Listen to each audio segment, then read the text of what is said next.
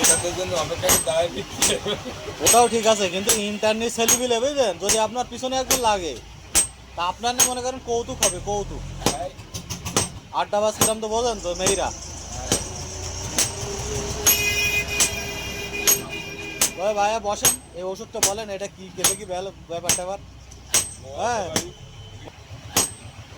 না ওর আর ভালো লাগে ওসব। আরে ওরা তো ওই সব নেই পড়াশুনো করে, তাহলে ওই ভালো লাগবে না। আর স্মার্ট পুরুষ লোক পালি বলে না? হ্যাঁ সুখ। ওরা যে আপনার সাথে বিল খাওয়া করবে এমন কিছু না, কিন্তু আপনার চোখে তাহলে আর কি মারবে না। হ্যাঁ ওদের মনে করেন এই রমজানের মাস দুপুর আর মানে রাত্রি হ্যাঁ এক কসমেটিকের দোকানদার, তার নাম সোহেল। সোহেল আমরা একসাথে পড়াশোনা করি।